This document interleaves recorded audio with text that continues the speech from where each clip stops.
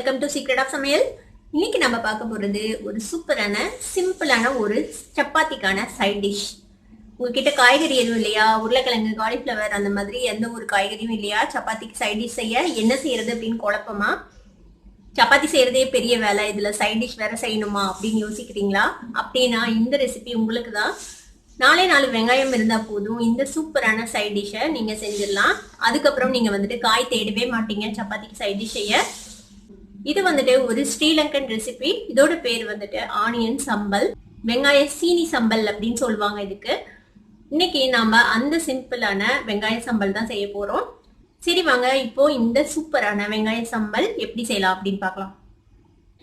நான் இன்னைக்கு ஒரு 4 வெங்காயம் எடுத்திருக்கேன். இந்த மாதிரி ஸ்லைஸ் பண்ணிட்டு இந்த மாதிரி கையில இப்படி உதுத்தி வச்சிருங்க இந்த வெங்காயத்தை.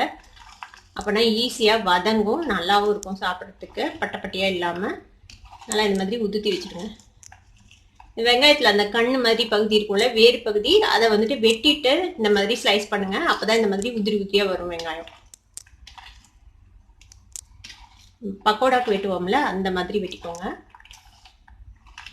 இது வதங்கினப்புறம் ரொம்ப சுண்டி போயிடும். அதனால ஓரளவுக்கு 4-5 வெங்காயம் நீங்க போடலாம். ரொம்ப டேஸ்டியாவும் இருக்கும், அதனால சீக்கிரமே காலியும் ஆயிடும்.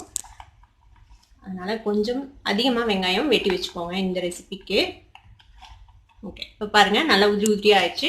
இப்போ ஒரு பேன் அடுப்புல வச்சிருக்கேன். இதுல ஒரு டீஸ்பூன் அளவுக்கு சீரகத்தை நம்ம வறுத்துக்க போறோம். இந்த ரெசிபியில மசாலாஸ் எதுவுமே கிடையாது. சீரகமும் மிளகாய் பொடி மட்டும்தான் நம்ம போட போறோம், வேற எதுவுமே கிடையாது. இதை விட சிம்பிளா ஒரு சைட் டிஷ் உங்களால செய்யவே முடியாது, அந்த மாதிரி ஒரு சைட் டிஷ் இது. இந்த சீரகத்தை லேசா வாசனை வர வரைக்கும் வறுத்துக்கோங்க. வறுத்துட்டு இதை நம்ம பவுடர் பண்ணிக்க போறோம். உங்ககிட்ட வறுத்த சீரக பொடி இருந்ததுன்னா இந்த ப்ராசஸ் கூட நீங்க செய்ய வேண்டாம், நேரடியா அந்த வறுத்த சீரக பொடியை நீங்க போட்டுக்கலாம். லேசா வறுத்துக்கோங்க. சீரகம் சீக்கிரமே வறுப்பட்டுரும். ரொம்ப நேரம் வறுத்துட்டீங்கன்னா அப்புறம் தீஞ்ச வாசனை வந்துடும். ஒரு சில சமயம் சீரகம் ஒரு மருந்து வாசனை மாதிரி வந்துடும், அதனால லைட்டா வறுத்துக்கோங்க. பாருங்க வறுப்பட்டுச்சு. நம்ம அடுப்பை ஆஃப் பண்ணிடலாம். இந்த பேனோட சூட்டுக்கே இது நல்லா வறுப்பட்டுரும். இது ஆறட்டும். ஆறுனதுக்கு அப்புறம் இதை மிக்சிலையோ இல்லைன்னா அந்த கையில் இடிக்கிறதையோ போட்டு இதை பவுடர் பண்ணி வச்சுக்கோங்க.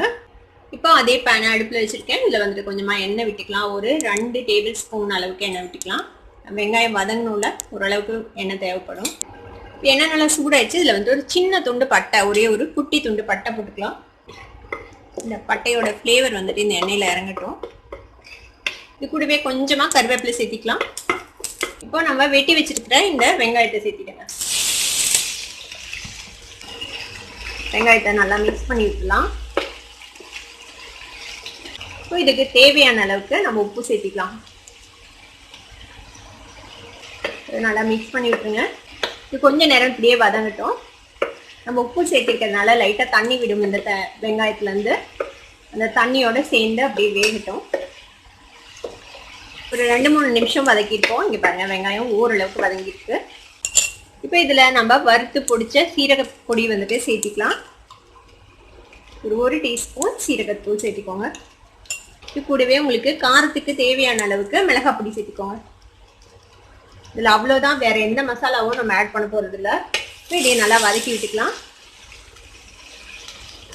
நான் மிளகாய் பொடி கம்மியாக தான் சேர்த்திருக்கேன், ஒரு 1/4 டீஸ்பூன் அளவுக்கு தான் சேர்த்திருக்கேன். நீங்கள் உங்களுக்கு எவ்வளோ தேவையோ அந்த அளவுக்கு சேர்த்திக்கோங்க. நல்லா ஸ்பைஸியாக வேணும்னா கொஞ்சம் அதிகமாக கூட சேர்த்திக்கலாம். நான் இன்னைக்கு மைல்டாக தான் செய்கிறேன். இப்போ ஃப்ளேம் கம்மி பண்ணி வச்சு நம்ம மூடி போட்டு ஒரு 3 நிமிஷம் இது அப்படியே வேக வைக்க போகிறோம். இப்போ ஒரு 3 நிமிஷம் ஆச்சு. நம்ம மூடி வச்சு இப்போ ஓப்பன் பண்ணி பார்ப்போம். ஏன்னா அதில் தண்ணியோட சேர்ந்து வெங்காயம் நல்லா வெந்துருச்சு. இப்போ இதை கொஞ்சம் ரோஸ்ட் ஆகணும்.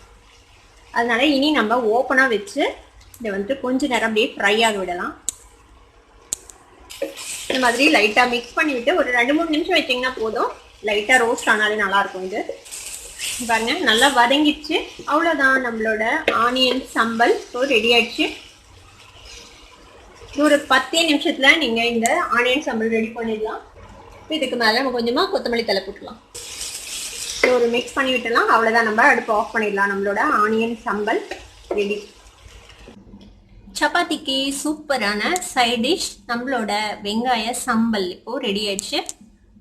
இந்த ஈஸியான வெங்காய சம்பலை நீங்களும் ட்ரை பண்ணி பாருங்க. ட்ரை பண்ணி பார்த்தீங்கன்னா அப்புறமேட்டு நீங்க எந்த காய்கறியும் தேட மாட்டீங்க. வெங்காயம் மட்டும் இருந்தா போதும், நம்ம சூப்பரா செஞ்சு சாப்பிடலாம் இந்த சப்பாத்திக்கான சைட் டிஷ். இந்த சூப்பரான ஆனியன் சம்பளை நீங்களும் ட்ரை பண்ணி பாருங்க. ட்ரை பண்ணி பார்த்துட்டு எப்படி இருந்தது அப்படின்னு கமெண்ட்ஸ்ல ஃபீட்பேக் கொடுங்க. இந்த வீடியோ உங்களுக்கு பிடிச்சிருந்ததுன்னா சப்ஸ்கிரைப் பண்ணுங்க, பக்கத்துல இருக்கிற பெல் ஐகானை கிளிக் பண்ணுங்க. அப்பதான் என்னோட நோட்டிபிகேஷன்ஸ் உடனே உங்களுக்கு வந்து சேரும்.